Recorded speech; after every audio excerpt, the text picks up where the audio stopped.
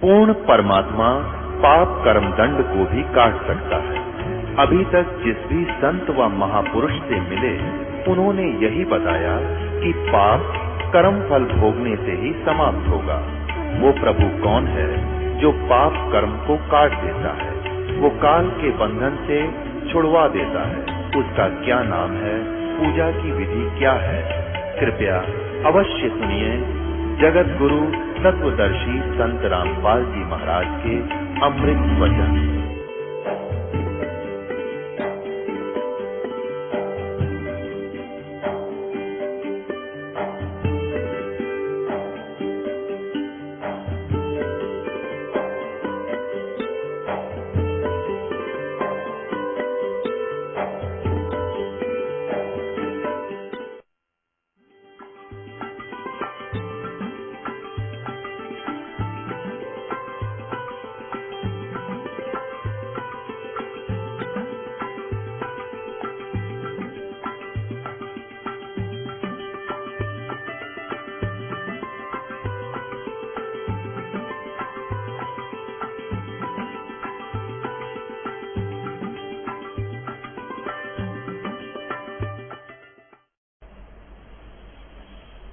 अब इन सदग्रंथों ने, अब 3 पवित्र धर्मों ने सिद्ध कर दिया कि परमात्मा साकार है। अब चौथा पवित्र धर्म है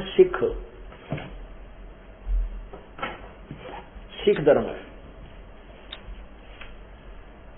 नानक साहब जी ने जो पहले अपनी परमात्मा की प्राप्ति से पूर्व लोक वेद के आधार पर लिखा था, तू ही एक निरंकार, वो वाणी भी उनकी लिपिबद्ध है। और फिर उन्होंने प्रश्न नंबर, श्री गुरु ग्रंथ साहिब में प्रश्न नंबर 24 पे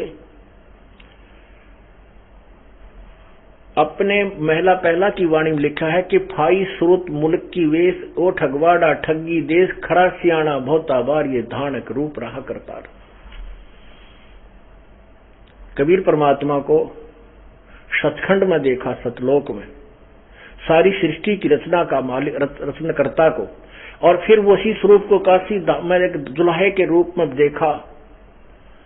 तब कहा था, ए ठगवाड़ा ठगी देश, खरा सियाणा बहुतावार ये धानक रूप रहा करतार। लोगों, ये बैठा भगवान, ये पूर्ण परमात्मा। श्री गुरु ग्रंथ साहिब प्रश्न नंबर 721 उस पर लिखा है कि एक अर्ज गुप्तम पेश तोदर कून करतार, हक्का कबीर करीम तू बेऐब परवरदिगार। हक्का कबीर, सत कबीर, बेऐब परवरदिगार, निर्विकार परमात्मा जिसमें कोई दोष नहीं, वो पूर्ण परमात्मा, वो कबीर है। हक्का कबीर, सत्य कबीर। और वो धानक यानी दुल्हा रूप में विद्यमान थे, उनके विषय में कहा है।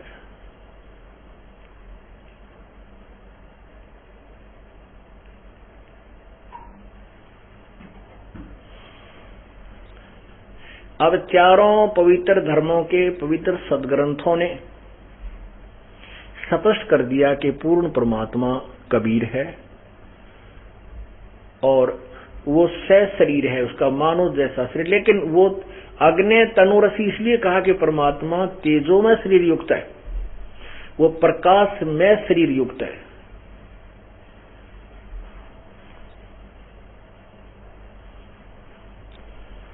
अब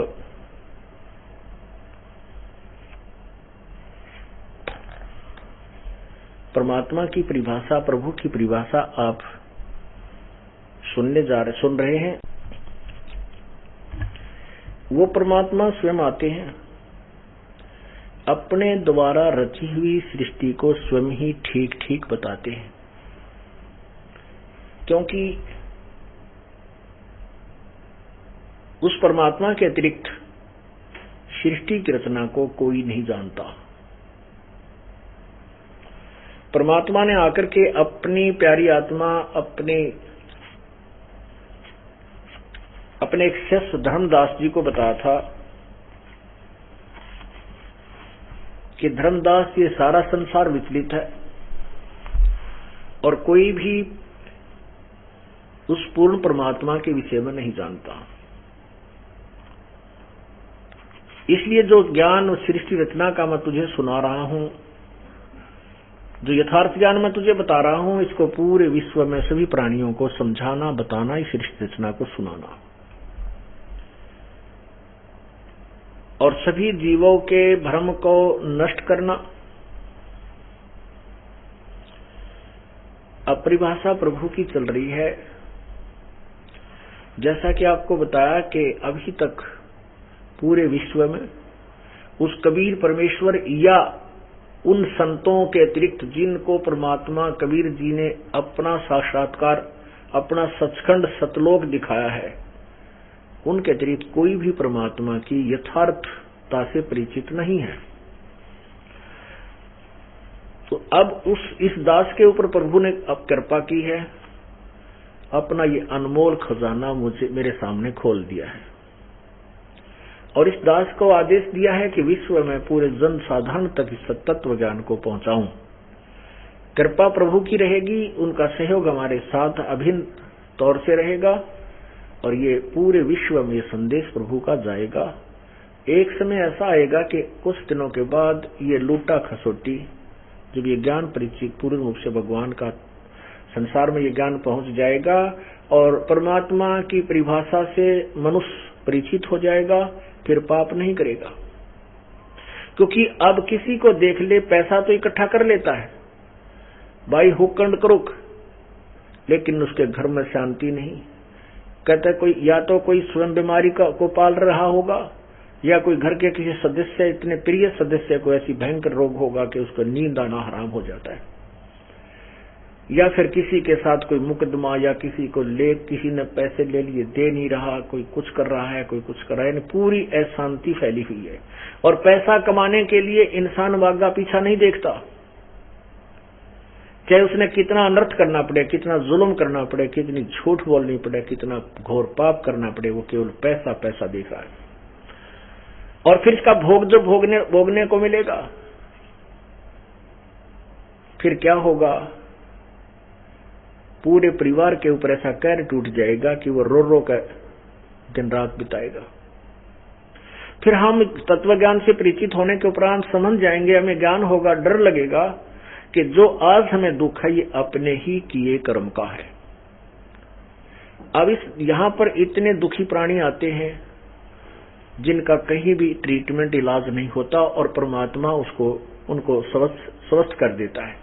और भी जो ऐसी समस्याएं हैं जो कहीं पर भी समाधान नहीं हो पा रहा, प्रभु कबीर जी उनकी समस्याओं का समाधान बहुत ही आसानी से और शीघ्र कर देते हैं। तो फिर वो उन दुखों से इतने दुखी होते हैं और उनको यहाँ से पता भी लग जाता है कि वो जो भी दुख हमारे ऊपर था, हमारे किए ही पाप का था। यदि हम फिर वो पाप करेंगे, अपराध करेंगे, तो हमारे को वही कहर फिर आ जाएंगे, वही दुख फिर आ जाएंगे।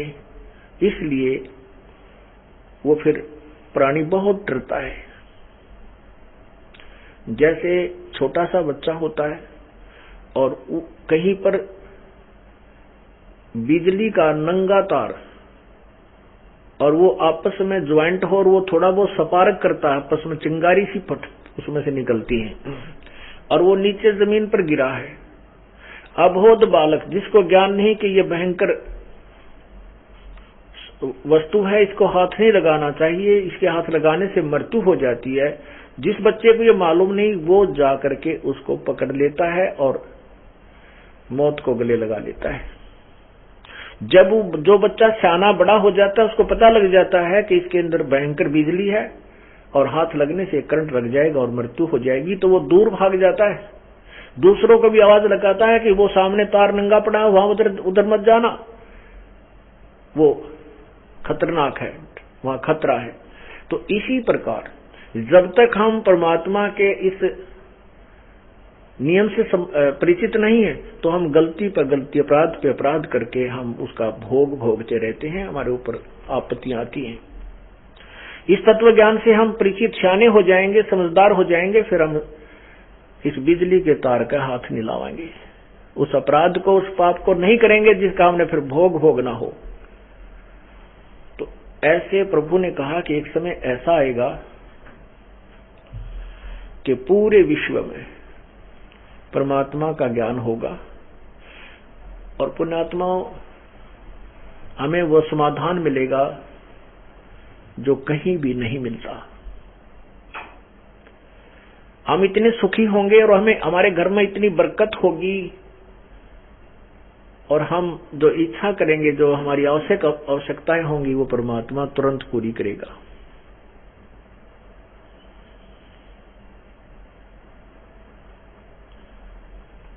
और हम सोच भी नहीं सकते वो सुख भगवान हमें देगा, क्योंकि चाहे पृथ्वी का राजा भी जब दुखी हो जाता है, आपत्तियां आती हैं, तो वो भी परमात्मा की शरण लेने की चेष्टा करता है ताकि तेरे राज्य में शांति रहे और तेरे राज्य की वृद्धि हो, तेरे राज्य में सुख रहे, तेरे शरीर में सुख रहे, तेरे परिवार में सुख रहे।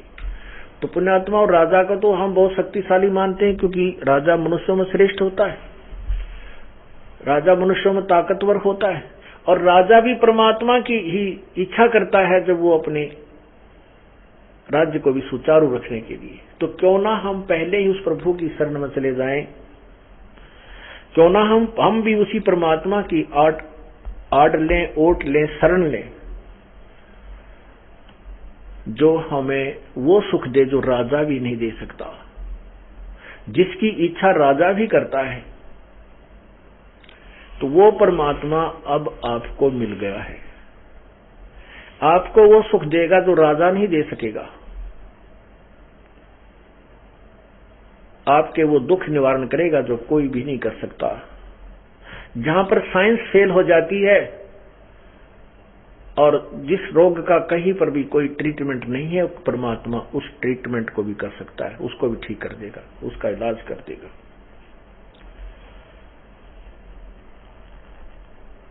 वो परमात्मा कौन है? वो परमात्मा कबीर है।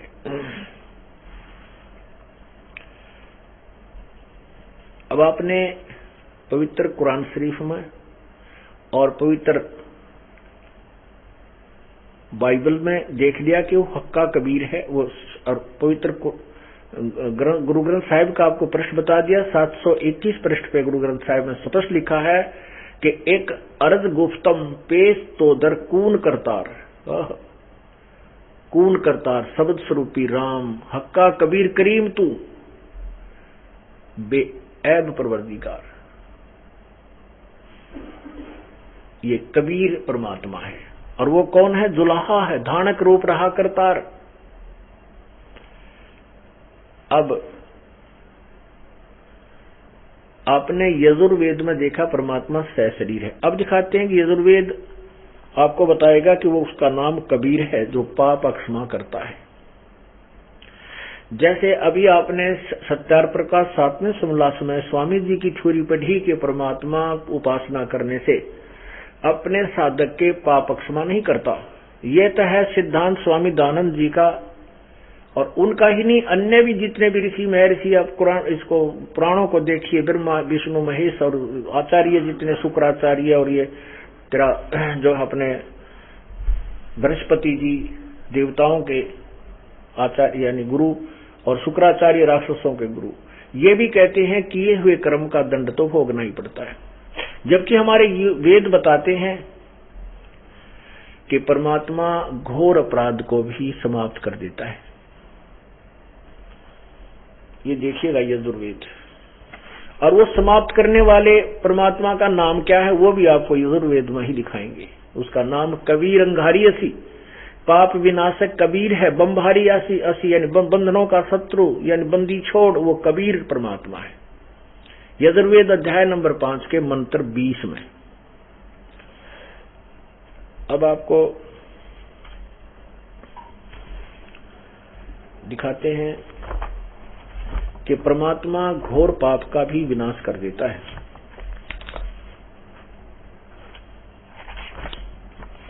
ये देखिएगा यजुर्वेद, और महर्षि दान सरस्वती द्वारा ही इसका अनुवाद है।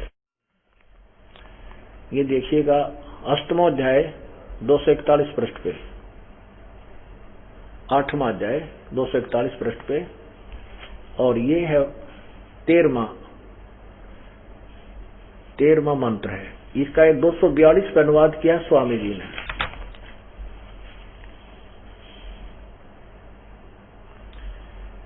ये हे क्या कहा है, हे सबके उपकार करने वाले मित्र।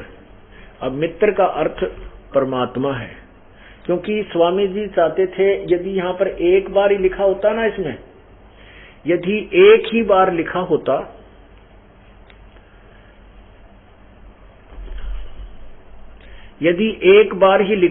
इस यजुर्वेद के 8वें अध्याय के 13वें श्लोक में मंत्र में, तो स्वामी जी इसको गोल गोल कर देते। परमात्मा ने सारा रोग काट रखा है कि इसमें 6-7 बार लिखा है परमात्मा नाश, पापों का नाश कर देता है, घोर अपराध का भी नाश कर देता है, अपने किए हुए चाहे माता करे चाहे पिता करे शुद्ध भक्ति जो करेगा उनके पापों का भी नाश करता है। यदि एक ही लिखा होता तो ये कह देता है सबके उपकार करने वाले मित्र। अब अनुवाद करते समय यह परमात्मा क्यों न लिखा, उलझाने से क्यों उद्देश्य था। फिर ये कहां पकड़े जाते हैं, ये सत्यार प्रकाश में इन्होंने कहा है कि जहां पर मित्र शब्द है वो परमात्मा का ही बोध कराता है। ये देखिएगा सत्यार प्रकाश प्रथम समोल्लास प्रश्न नंबर 18 पे यहां लिखा है, मित्र आदि नामों से सखा इंद्रादि देवों से प्रसिद्ध व्यवहार देखने उन्हीं का ग्रहण करना होता है।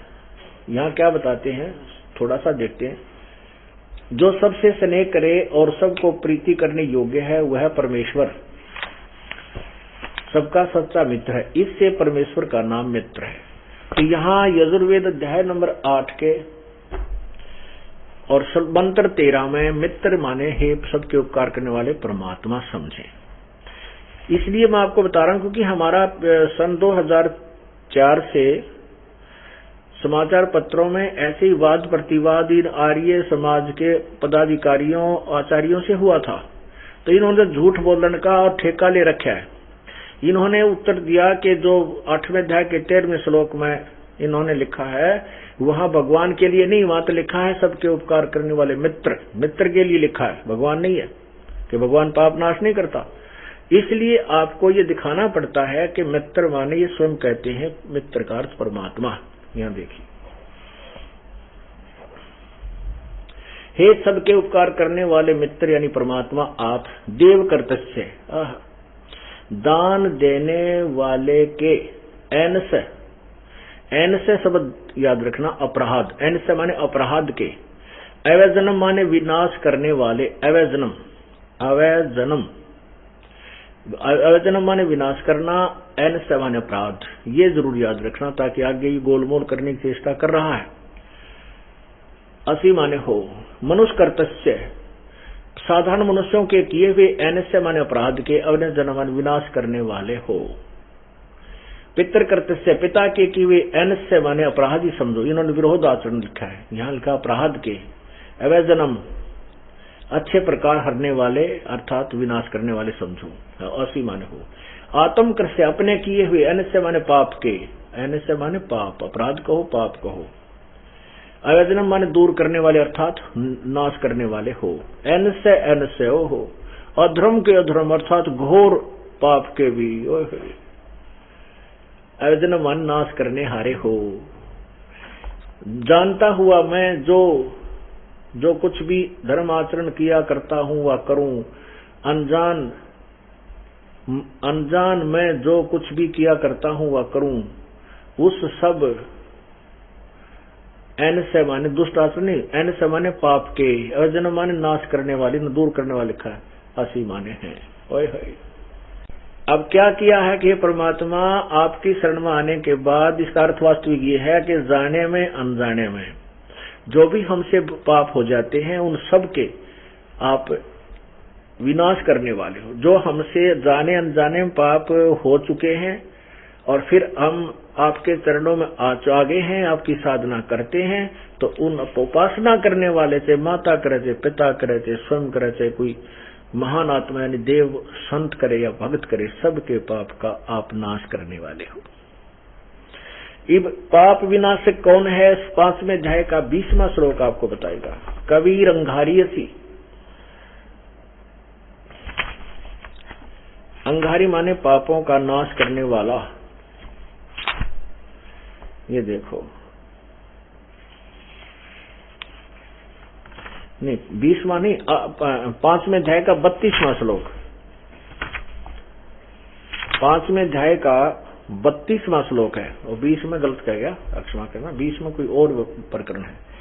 अब देखो यजुर्वेद अध्याय नंबर, यजुर्वेद भाषा भाष्य 5वां अध्याय, और यहाँ देखो ये है 32वां श्लोक।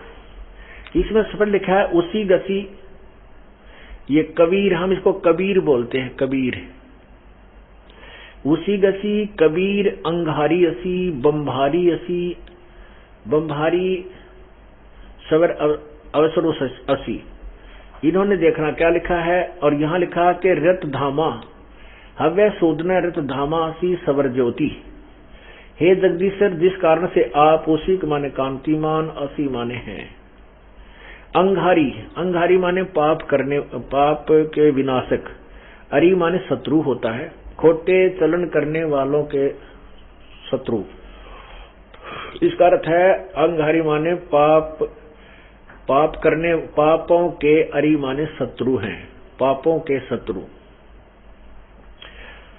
अब इन्होंने क्या लिखा? कबीर, कवि का कान पर अर्थ कर दिया। इसका अर्थ है कबीर असी। कबीर अंघारी असी, वो कबीर है जो पापों का नाश करने वाला है, कबीर अंघारी असी। और बम्भारी, बम्भारी का अर्थ लिखा इन्होंने, बम्भारी माने बंधनों के शत्रु। बम्भ अरी, बम्भ अरी बंधन के शत्रु। हम उसको बंदी छोड़ कहते हैं, बंधन काटने वाले, बंधनों से छुड़ाने वाले। बम्भारी बंधनों के शत्रु। और कौन है वो? कबीर। ये देखो कबीर असी, इसको लिख देना था, वो कबीर है, कबीर असी। इस पर लिखा है कबीर, हम इसको कबीर बोलते थे, कबीर, कबीर अंघारी असी। और फिर कहा ये स्वयं स्वामी जी कहते हैं रत धामा सत धाम युक्त सवर ज्योति, अंतरिक्ष को प्रकाश करने वाले नहीं, सवर ज्योति माने स्वयं प्रकाशित, सव ज्योति। सवर ज्योति माने स्वयं प्रकाशित, यानी तेजों में शरीर युक्त है। रत धामा सत धाम युक्त है, असी माने है। रत धाम माने सतधाम, सतलोक युक्त है, सतलोक में रहता है। अब पवित्र यजुर्वेद ने सिद्ध कर दिया कि परमात्मा पाप विनाश कर देता है, और पाप विनाशक वो कौन है? वो कबीर है, उसका नाम कबीर है। ये स्पष्ट। और वो कहाँ रहता है? सतलोक में रहता है। रत धामा, रत माने सत्य, धाम माने लोक, सतलोक में रहता है। वो सवर ज्योति है, स्वयं प्रकाशित है। जैसे सूर्य स्वयं प्रकाशित है, सूर्य साकार है, सूर्य का प्रकाश देखा जा सकता है, तो सूर्य क्यों नहीं देखा जा सकता? जब प्रभु का प्रकाश देखा जा सकता है, तो प्रभु बिना प्रकाश किसा? सूर्य बिना प्रकाश कैसा? जो कहते हैं हमने केवल प्रकाश देखते हैं, प्रभु का प्रकाश देखा जा सकता है, प्रभु निराकार है, तो उनकी थ्योरी, उनका सिद्धांत बेसलेस, निराधार है। वास्तविकता यह है कि परमात्मा सशरीर है, उसका नाम कबीर है, और वही बम्भारी है, बंधनों का शत्रु है, बंदी छोड़ है। वही अंघारी है, अघारी, पापों का शत्रु, पाप विनाशक, वो कबीर असी। बहुत जगह लिखा है इसमें। 29वें अध्याय के 25वें श्लोक में लिखा है कि वो सत्य, अपने सच्चे संदेश को लेकर आने वाला, वो तुम कबीर असी प्रचेता, वो सबको प्रेरणा देने वाला, सबको ज्ञान कराने वाला, वो कबीर परमात्मा ही है। अब ये जैसे यजुर्वेद है, यजुर्वेद, अब इस यजुर्वेद को यदि हम यजु अलग कर दें, ये यजुर्वेद एक बुक है, देखो इसके ऊपर रे की मात्रा लगी है। यहां 2 विसर्ग लगा करके वेद अलग कर दें तो भी इस पवित्र पुस्तक का ही बोध है। यदि हम यजु का अर्थ कर दें और यजुर्वेद ना लिखें तो इस पुस्तक को कैसे ढूंढेंगे, कैसे इसका ज्ञान होगा कि इसमें ऐसे गुण हैं, ऐसी ऋचाएं लिखी हैं? तो इन अनुवादकर्ताओं ने ज्ञान था नहीं, कबीर का अर्थ कांत पर जय लिख दिया, कहीं पर सर्वज्ञ लिख दिया, यदि इसको कवि शब्द मानकर चलें तो कवि कोई सर्वज्ञ नहीं होता, कवि का अर्थ भी सर्वज्ञ नहीं हो सकता, क्योंकि कवि सर्वज्ञ होता ही नहीं। ये कबीर रसी, हम इसको कबीर देव, कबीर भगवान, कबीर साहब कहने लगे। इसलिए ये परमात्मा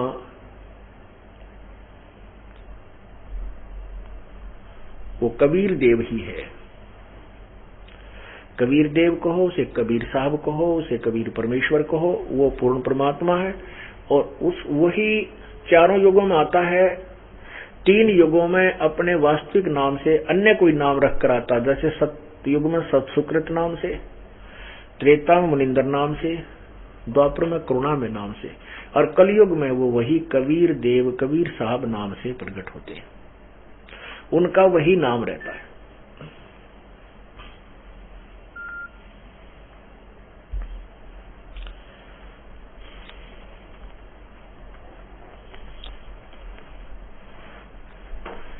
अब आपके समक्ष 2 बात क्लियर होगी। एक तो ये होगी कि परमात्मा साकार है और उसका नाम वास्तविक क्या है, वो कबीर है। उसका परमात्मा का आकार कैसा है, मनुष्य जैसा है, नराकार है, वो नर जैसा है। नर का अर्थ है मनुष्य, स्त्री या पुरुष, इसको मानव शरीर कहते हैं, मानव। तो क्योंकि पवित्र बाइबल में लिखा कि मैं मनुष्यों को अपने ही स्वरूप अनुसार उत्पन्न करूंगा, तो उनको नर और नारी करके, नर कहो चाहे नारी, ये नराकार ही, इसको नर आकार, मानव आकार ही कहा जाता है, मानव शरीर। क्योंकि मटेरियल एक ही है, अंगों में थोड़ा बहुत परिवर्तन हो बेशक, लेकिन वो नर आकार ही कहलाता है।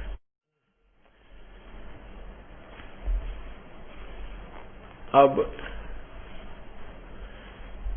जैसा कि आपको पहले भी सुनाया, आज फिर सुनाते हैं, आगे भी सुनाते रहेंगे, क्योंकि परमात्मा की महिमा जितनी बार सुनेंगे उतना ही हमें आनंद आएगा। जो पुराने भक्त हैं उनकी आत्मा तो गदगद होगी होगी, और जो नई पुण्यात्मा आती हैं जिन्होंने अभी तक प्रभु के विषय में कभी ऐसा सुना ही नहीं जो सच्चाई है, तो उनके लिए एक नया रास्ता प्रशस्त होगा। जैसा कि पहले सत्संग में सुनाया था कि परमात्मा कबीर परमेश्वर जी चारों युगों में आते हैं। सतयुग में सतसुकृत नाम से, और त्रेता में मुनिंदर नाम से, द्वापर में करुणा में नाम से, और कलयुग में कबीर नाम से आते हैं।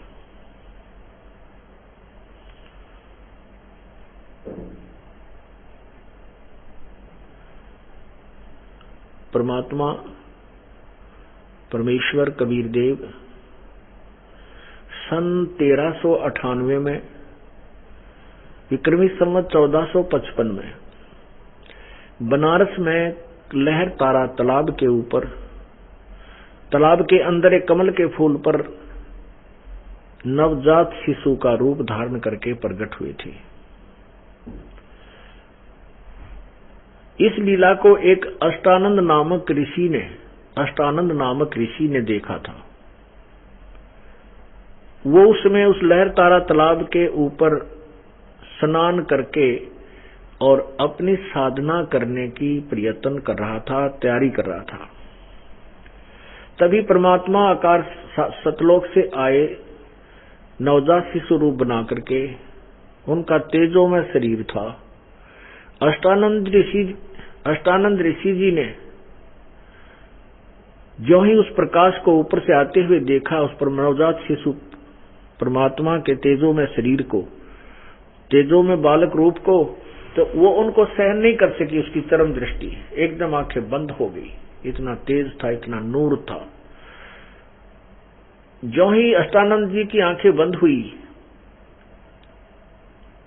उसने क्या देखा कि उस प्रकाश के बीच में एक नवजात शिशु का रूप दिखाई दिया। क्योंकि जैसे हम सूर्य की तरफ एक बार देखते हैं, हम नहीं देख सकते, ज्यादा समय आंखें बंद हो जाती हैं, और बंद होने के बाद फिर हम अंदर क्या देखते हैं, प्रकाश नहीं दिखता, सूर्य का केवल वो आकार दिखाई देता है, गोल गोल। ऐसे ही उस अष्टानंद जी ऋषि ने ऊपर से आ रहे परमात्मा कबीर परमेश्वर बालक रूप को के उस प्रकाश, क्योंकि अंदर बालक रूप था परमात्मा के, चारों तरफ इतना नूर था कि चरम दृष्टि नहीं देख सकी, सहन नहीं कर सकी, आंखें बंद हुई। बंद होती तो देखा कि उसमें बालक दिखा। जब दोबारा उसने आंखें खोली तो वो प्रकाश एक कमल के उस लहर तारा तालाब में एक कोने में सिमट कर समाप्त सा हो गया। तो परमात्मा ने अपना हल्का तेज पुंज का रूप धारण शरीर बना लिया, उनका वास्तविक शरीर उन्हें छुपा लिया, वास्तविक नूर को छुपा करके हल्के तेज पुंज का शरीर बना लिया। और कुछ समय अतिथि रूप में रहने के लिए, जैसा कि अभी यजुर्वेद अध्याय नंबर 5 के मंत्र 1 में आपने पढ़ा कि वो परमात्मा अग्ने तनुरसी परमेश्वर सह शरीर है, विष्णुवे तवा सोमस्य तनुरसी, सबकी संभाल करने के लिए, सबके पालन पोषण करने के लिए, सबकी देखभाल संभाल करने के लिए, तवा माने उससे, सोमस्य माने अमर पुरुष का, तनु माने शरीर, असी माने है। और वो अतिथि रूप में आता है, और वही जो अतिथि रूप में प्रकट होता है वही पूजा के योग्य है। और वो परमात्मा बहुत बहुत तीव्रगामी पक्षी की तरह, अलल पक्षी की तरह एकदम अचानक आकर प्रकट हो जाता है। यजुर्वेद अध्याय नंबर 5 के मंत्र 1 का ये अनुवाद है। और वो आकर के अपना तत्व ज्ञान प्रचार करता है।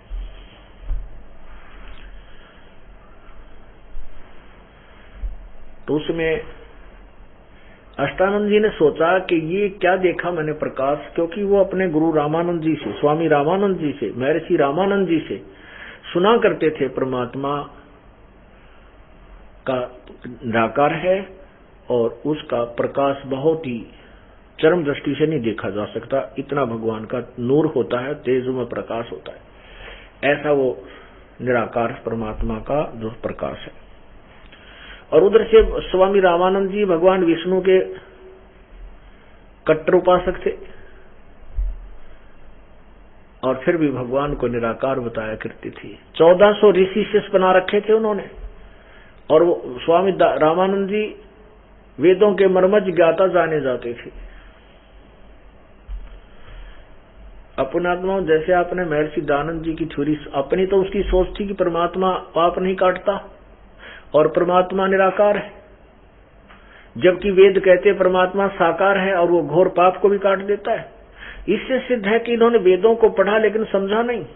ना उन ऋषियों ने, महर्षियों ने, किसी भी महर्षि ऋषि ने ये वेदों को नहीं पढ़ा, ना समझा। क्यों नहीं समझा? क्योंकि परमात्मा की वाणी है कि गुरु बिन काहु न पाया ज्ञाना, जो थोथा बुछड़े किसाना, गुरु बिन वेद पढ़े सो प्राणी, समझे न सार रहे अज्ञानी। ये सब अज्ञानी थे ऋषि महर्षि। ऋषि महर्षि छोड़िए, ब्रह्मा विष्णु महेश तक अज्ञानी थे। अब ये बात तो आपके हृदय में धक्क देसी करेगी जो पवित्र हिंदू समाज के से संबंधित पुण्यात्माएं हैं। इस पॉइंट को क्लियर करके आगे चलना अच्छा होगा कि ब्रह्मा विष्णु महेश को भी कोई ज्ञान नहीं था, वेदों का ज्ञान भी नहीं था और न ही आध्यात्मिक ज्ञान था। जैसा भी ये काल ने इनको भ्रमित कर दिया, ऐसे ही ये तप करने लग गए। कोई कुछ साधना कर रहा था, कोई किसी को भगवान मान बैठा। इसके लिए आपको श्रीमद् देवी भागवत पुराण गीता प्रेस गोरखपुर से प्रकाशित वो दिखाते हैं। ये देखिएगा, ये क्या क्लियर करना चाहता दास कि ये दानंदर का तब ब्योंत क्या है।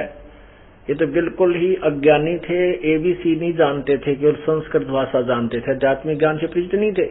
और अन्य ब्रह्मा विष्णु महेश भी कति अज्ञानी थे, वो परमात्मा की परिभाषा से भी परिचित नहीं थे। दास नहीं कह रहा, उनकी जो है जीवनी बता रही है।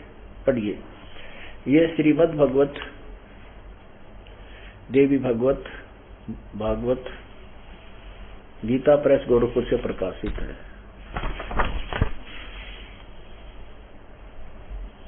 देखिएगा, श्री संपादक हनुमान प्रसाद पोदार, चिमनलाल गोस्वामी। और ये कहाँ से प्रकाशित है? प्रकाशक व मुद्रक गीता प्रेस, गोरखपुर, गोविंद भवन कार्यालय, कोलकाता का संस्थान। अब देखो इसमें सकंद, पहला सकंद, ये देखिएगा पहला सकंद। और ये कौन सा अध्याय है? अध्याय पहला सकंद, अध्याय 1 और 1 से 3 ऊपर हो लिया, ये चौथे में शुरू है, चौथा अध्याय, पहला सकंद। यहां देखिएगा, ये पृष्ठ नंबर 28 पे है, पृष्ठ नंबर 28 है, और ये पहला सकंद है, देवी संक्षिप्त देवी भागवत 28 पृष्ठ पे। नारद जी ने कहा, महाभाग व्यास जी, तुम इस विषय में जो पूछ रहे हो,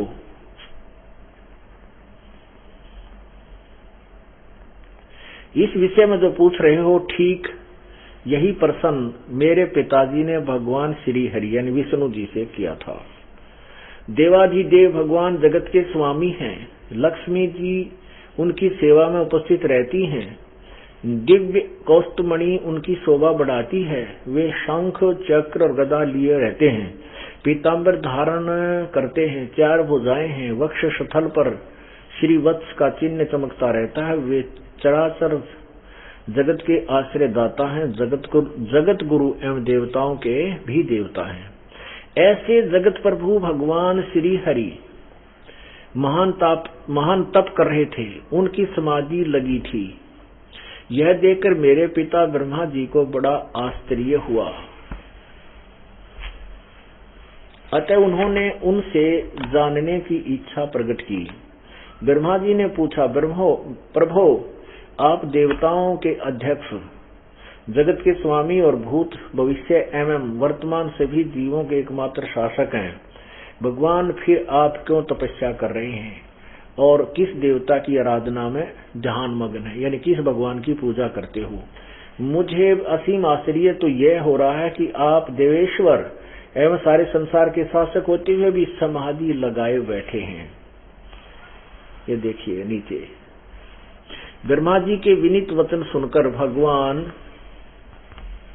श्री हरि अर्थात विष्णु ने कहने लगे, ब्रह्मन सावधान होकर सुनो, मैं अपने मन का विचार व्यक्त करता हूँ। देवता, दानव और मानव सब यही जानते हैं कि तुम सृष्टि करते हो, मैं पालन करता हूँ, संकर संहार क्या करते, किंतु फिर भी वेद के परागामी पुरुष अपनी युक्ति से यह सिद्ध करते हैं कि रचने, पालने और संहार करने की यह योग्यता जो हमें मिली है, इसकी अधिष्ठात्री शक्ति देवी है, यानी यह दुर्गा है।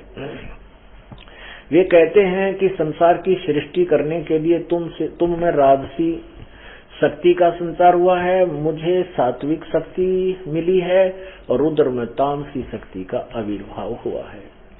उस शक्ति के अभाव में तुम इस संसार की सृष्टि नहीं कर सकते, मैं पालन करने में सफल नहीं हो सकता और रुद्र से संहार कार्य होना भी संभव नहीं। ब्रह्मा जी, हम सभी उस शक्ति के सारे ही अपने कार्य में सदा सफल होते हैं।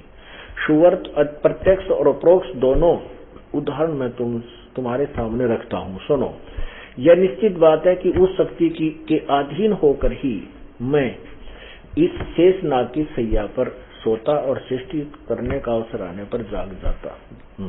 मैं सदा तप करने में लगा रहता हूँ, मैं सदा तप करने में लगा रहता हूँ, उस शक्ति के शासन से कभी मुक्त नहीं हो सकता, रह सकता। कभी अवसर मिला तो लक्ष्मी के साथ सुख पूर्वक समय बिताने का सौभाग्य प्राप्त होता है।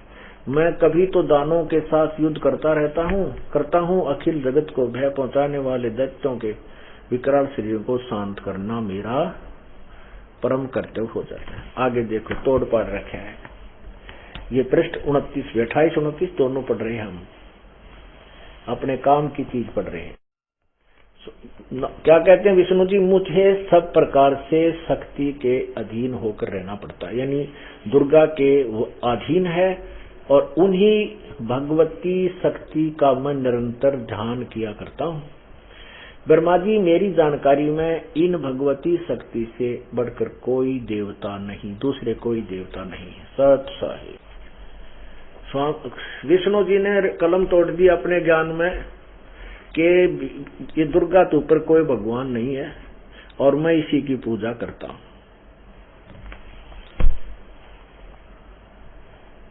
और क्या बताते हैं कि वेद के जानने वाले ये बताते हैं कि तुम्हारे अंदर जो शक्ति है ये दुर्गा से ही प्राप्त है। और विष्णु जी कह रहे हैं कि मैं नहीं जानता कि दुर्गा से ऊपर कोई और भगवान है। तो कहने का तात्पर्य क्या है कि गुरु बिन काहुन पाया ज्ञाना, जो तो था बुछड़े किसाना। गुरु बिन वेद पढ़े जो प्राणी, समझन सार रहे अज्ञानी। अब तप करना किसी भी सदग्रंथ में नहीं है। वेद और गीता में तप करने वाले को, जो विष्णु जी कहते हैं, मैं हमेशा घोर तप करने में लगा रहता हूं। देवी भागवत में लिखा है कि विष्णु जी ने 12,000 वर्ष तक घोर तप किया। और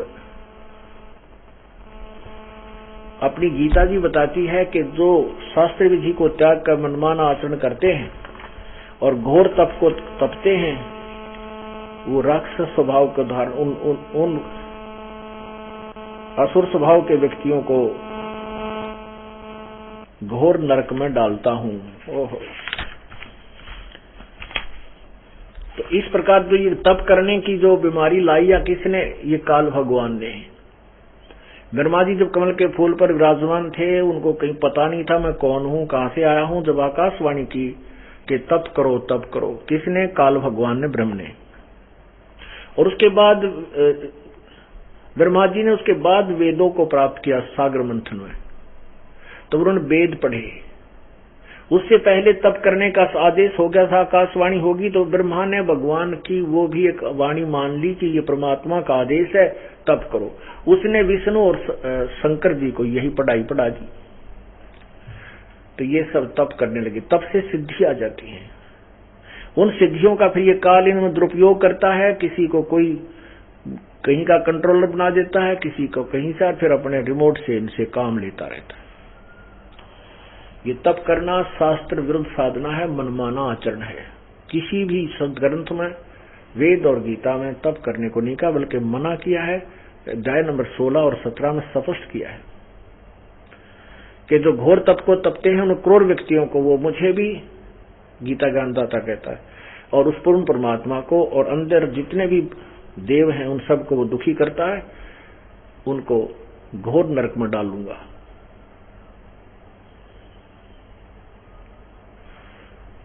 तो रामानंद जी ने भी यह पढ़ाई पढ़ा रखी थी अपने 1400 ऋषियों को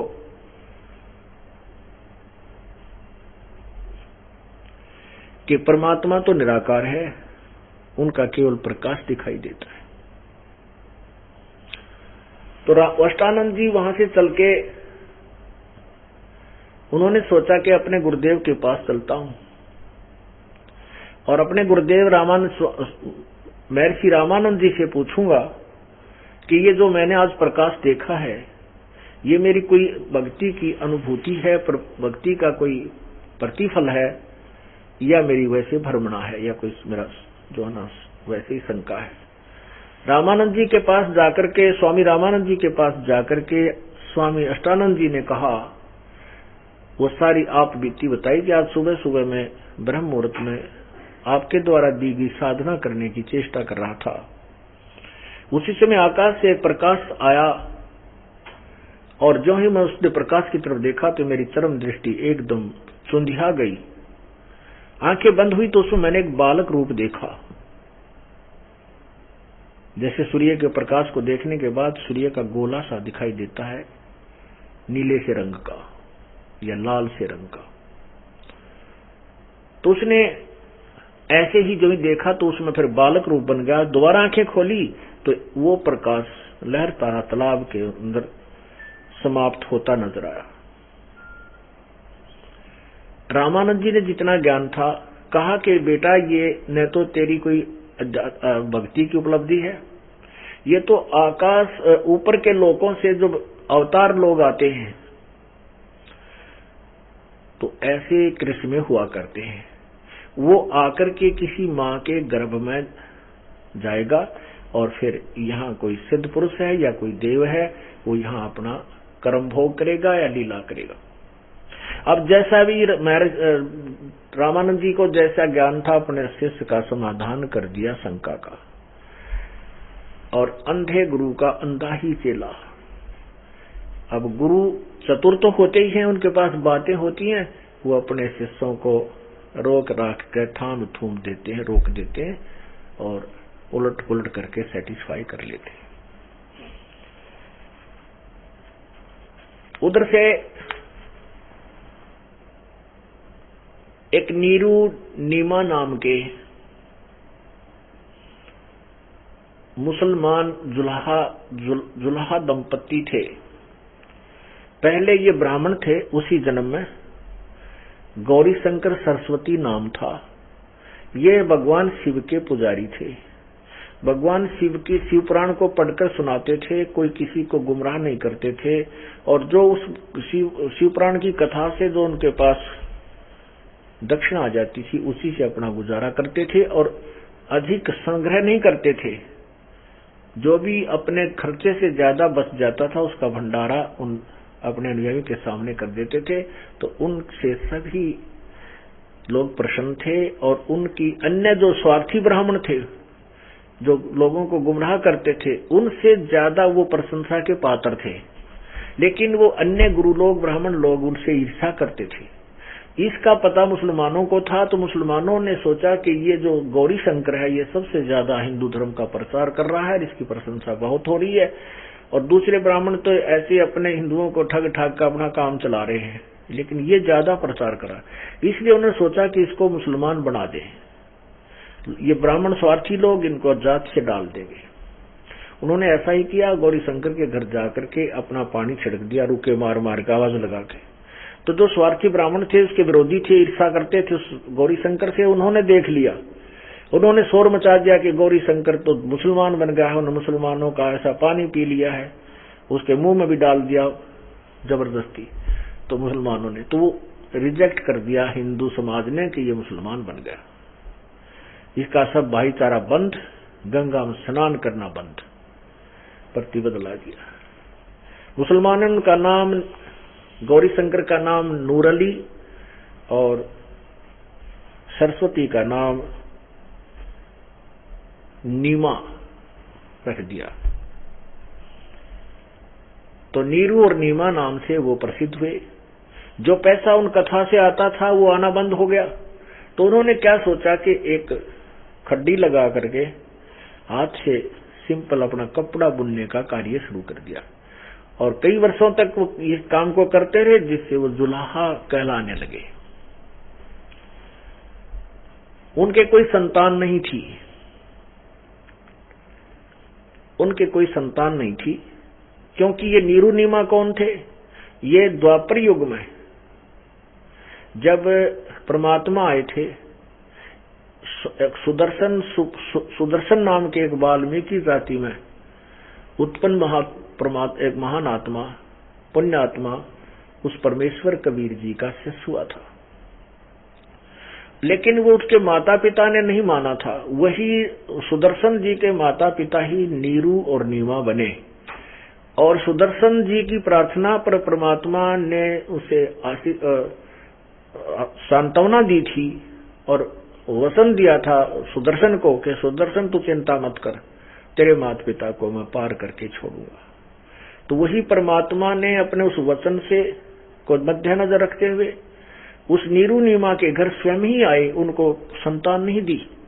क्योंकि परमात्मा कहते हैं कि जिनको यहाँ से निकलना है, चलना है सतलोक, वो केवल यहाँ से जन्म और मरने का ही छूटने का ही प्रयत्न करते हैं, यहाँ की कोई वस्तु नहीं मांगते। और वो मांगते भी हैं, परमात्मा ने उनको निकालना है तो भी वो नहीं देंगे। वो उनकी उस ऐसी संतान नहीं देंगे परमात्मा के जो उनको मोक्ष में बाधक बने। और जिनकी संतान नहीं है, अब तत्व ज्ञान में और लोक वेद में दिन रात का अंतर है। लोक वेद से तो हम केवल संतान को सबसे उत्तम मानते हैं, जिसका संतान नहीं वो तो बेकार आदमी है। लेकिन जो परमात्मा का आध्यात्मिक ज्ञान है, इसके अंदर परमात्मा संतान देता है, बहुत अच्छा, उसके नौकर बनकर उसके बच्चे समझकर उनको पाल पोस देंगे, उनको जैसा हमारी ड्यूटी होगी पूरा करेंगे। और परमात्मा संतान नहीं देता है तो घनी खुशी मनाओ, क्योंकि तेरा कोई लेन देन अभी शेष नहीं है। तो परमात्मा ने, पूर्ण ब्रह्म ने उनको कोई संतान नहीं दी, क्योंकि वो उनको उलझ पुलझ कर देते या कोई ऐसा दुखी कर देते, वो भक्ति ना कर सकते। तो स्वयं ही संतान रूप में वहां पहुंचे और नीरू नीमा ने परमात्मा को प्राप्त किया। और फिर उनका नामांकन किया गया, तो परमात्मा ने स्वयं ही अपना नाम उन काजियों को कह करके कि मेरा नाम कबीर रहेगा, पूरी कुरान शरीफ में कबीर कबीर ही लिखा लेख हो गई। तो इस तरह उन्होंने अपना कलयुग में कबीर नाम ही प्रचलित किया, और इसी प्रकार प्रत्येक युग में ऐसा ही करते आते हैं। तो आपको उस परमेश्वर की महिमा सुनाते हैं कि परमात्मा कबीर जी सारी सृष्टि के रचनहार, वो स्वयं आकर के हमें ये सच्चा ज्ञान प्रचार करते हैं, सच्चा ज्ञान देते हैं।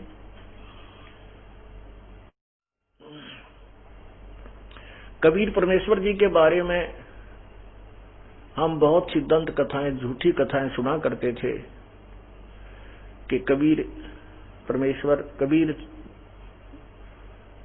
तक कहां क्या करते कबीर भगत, फिर कवि कहा करते कबीर। कहते हैं कबीर जी का जो है उत्पत्ति कैसे हुई, क्या बताया करते थे, क्या लिखा करते थे वो नालायक, कि एक विधवा ब्राह्मणी थी और उसको गर्भ रह गया, वो शर्म के मारे उसको कहीं डाल आई। एक नीरू नीमा नाम के दुल्हा दंपत्ति ने वह मिल गए, उनका पालन पोषण कर दिया। अरे कम से कम इसे ज्योतिषी हो तुम हो कि ऐसे हुआ है, तो कम से कम उस ब्राह्मणी का नाम, उसके पति का नाम, मृत का, उसके माँ बाप का कोई ठिकाना स्थान तो लिख देते। ये बकवाद गणतंत्र मतलब है, क्योंकि ये अनजान छोरी सिद्धांत उन्होंने मान रखा है कि बिना माता पिता का कोई जन्म नहीं हो सकता। अरे भगवान पता नहीं क्या कर दे। अब जैसे वैज्ञानिक क्या बताते हैं, एक कह रहा था जी कि वैज्ञानिक तो अब ये कहते हैं बाइबल भी झूठा है। बाइबल में लिखा है कि भगवान ने 6 दिन में सृष्टि रच दी, 7वें दिन तख्त पर जा बैठा।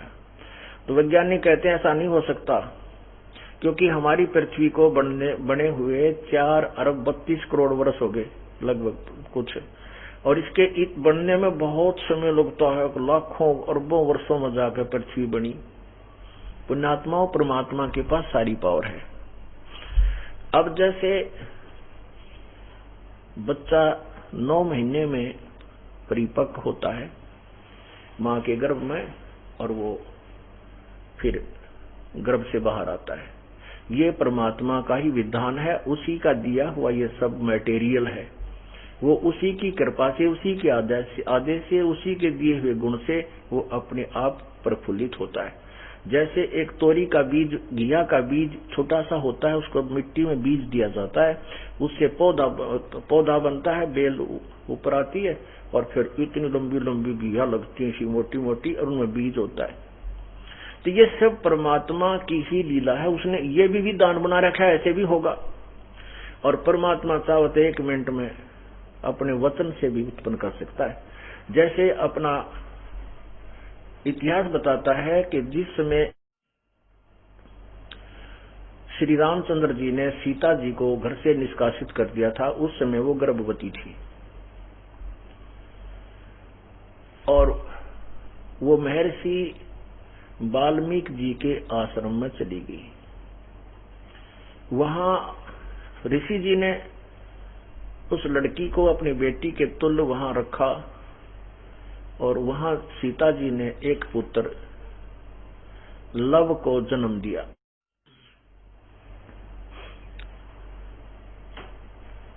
एक दिन सीता जी कपड़े धोने के लिए दरिया पर गई। प्रतिदिन जाती थी। एक दिन जब वो प्रतिदिन की तरह कपड़े धोने के लिए दरिया पर जाने लगी तो उस समय वाल्मीकि जी, महर्षि वाल्मीकि जी अपनी ध्यान अवस्था में थे, समाधि अवस्था में थे। और वो लड़के को प्रतिदिन की तरह वैसे ही छोड़कर चली गई। और पहले वो जब जाती थी तो स्वामी जी ध्यान अवस्था में नहीं होते थे, वो कुछ पहले अपनी साधना कर लिया करते थे। उस दिन स्वामी जी उठे नहीं, समाधि में लगे रहे और सीता जी वहां अपने पुत्र लव को छोड़ करके और ये कह के पिताजी ध्यान रखना बच्चे का, यहाँ जानवर, जंगली जानवरों का भय बहुत रहता है, वो थोड़ी सी दूरी पर कपड़े धोने के लिए चली गई। वहां जाकर उसको चिंता बन गई कि कहीं पिताजी तो समाधि लगाए हैं, कोई हिंसक पशु आकर के मेरे बच्चे ने ना खा जाए। वो वापस गई और लव को उठा लाई कि बच्चे को मैं यहाँ साथ रख भी लूंगी, कपड़े भी धो लूंगी। उधर से महर्षि जी का जब समाधि दशा खत्म हुई, समाधि टूटी, अपनी साधना से उठे, उसने देखा कि बेटी कहकर गई थी कि पिताजी लड़के को ध्यान रखना, बेटे को। तो उसने देखा लड़का तो है नहीं। ऋषि जी ने सोचा कि कोई हिंसक पशु उठा लेगा और लड़की पहले मां दुखी है, घर से निष्कासित है और आकर लड़के को ना पा करके वो टक्कर मार मार कर रोएगी। तो ऋषि जी ने वहां एक कुसा नाम की घास होती है, कुसा, जिसको डाब बोलते हैं अपने भाषा में, उसने उस डाब को, कुसा को तोड़ा, उसको ऐसे मसल कर हाथ में रखा और अपनी वचन शक्ति से, अपनी कमाई भक्ति से और वो एक लड़का बना दिया। उस लव का ही हम बिल्कुल मिलता जुलता, तो उसी स्थान पर लेटा दिया जहां लव लेटा करता था पालने में। सीता जी कपड़े धोकर आई, साथ में पुत्र को गोदी में लिए हुए थी। तो आकर के उसने पूछा, पिताजी ये पुत्र किसका है? ऋषि जी ने देखा कि लड़की तो बच्चा साथ गोदी में ले रही थी। तो ऋषि जी ने कहा, बेटा ये भी तेरा ही है, इसको भी तो प्यार दे। तब सीता जी ने कहा कि पिताजी मैं पहले तो आपको ये कहकर चली गई थी कि बच्चे को देखना, फिर मैंने सोचा कि ना जाने आप कब तक साधना करते रहोगे और इस डर से कि कहीं कोई जंगली जानवर मेरे बच्चे को ना खा जाए, पिताजी मैं वापस आकर ले गई थी इसको। ऋषि जी ने कहा, बेटा मैंने ये सोचा कि लड़की का लड़का किसी जानवर ने उठा लिया और यह बेटी रो रो कर मर जाएगी, इसलिए बेटा मैंने परमात्मा से अर्ज की और बेटा तेरे लिए मंगवा दिया एक। तो महान आत्मा होते हैं, वो अपने सिर पे नहीं लेते कि मैंने कर दिया। इसके लिए परमात्मा की वाणी है कि मैं करे सो मारिए, तू करे सो छूट बे, इस मार में होशियार बंदे गदा बने के ऊंट बे। हो करे जो गद्दा हुई, मैं करे सो बोक बे, और बंदा बिसारे बंदगी तो स्वान है सब लोग बे। तो मेरा दास का कहने का भाव ये है, जो वैज्ञानिक जिस थ्योरी पर अटके हुए वो तो बहुत ही सेपरेट है और अंश है परमात्मा की शक्ति और सिद्धि का। उसी के द्वारा दिया गया मटेरियल है, उसी के ऊपर अनुसंधान ये करते हैं। और परमात्मा ने मटेरियल ना दिया होता तो ये वैज्ञानिक कहां से उत्पन्न होते? ये सब गॉड गिवन है, गॉड गिफ्ट है, और हम उसको बोल करके स्वयं चौधरी पाकजा हैं। ये हमारी नालायकी और अज्ञानता है। अब आप देखो, परमात्मा 6 दिन में सृष्टि के और 1 सेकंड में सृष्टि रखते, सेकंड के भी कुछ पल में। आपने देखा होगा, पहले जादूगर आया करते गांव में, मदारी बोलिया करते उनको। वो क्या करते थे जादूगर, एक छोटा सा कंचा होया करता और एक गोली कांच की, बच्चे खेला करते नू नू कर, वो छोटी छोटी सी होती हैं, उनको क्या करता, वो एक गोली मुंह में दे लेता इतनी की, और थोड़ी देर में करता और बड़ा पत्थर काट देता मुंह में 1 सेकंड में। बता वो क्या चीज है, बता उसने कितनी देर लगेगी, 1 सेकंड में इतनी गोली का और पत्थर कति चीकना, और 3-4 गोली ऐसे फेंक के थोड़ी देर में नोट काट काट कर 5-7 इतने मोटे मोटे पूरे वजनदार ने उठा उठा के देखा करते सब। वो कितना आगे भाई, वो तो एक छोटा सा सिंपल सा मैन है जो एक छोटी सी सिद्धि प्राप्त है जिससे उसने ये बना दिया, और उस परम पिता के पास तो असंख्य सिद्धियां हैं, उसकी शब्द में वो शक्ति है। 1 सेकंड में एक अणु का वो पूरी पृथ्वी बना सकता है। वो परम जादूगर है, वो भगलीगर, परम भगलीगर है। भगलीगर माने जादूगर।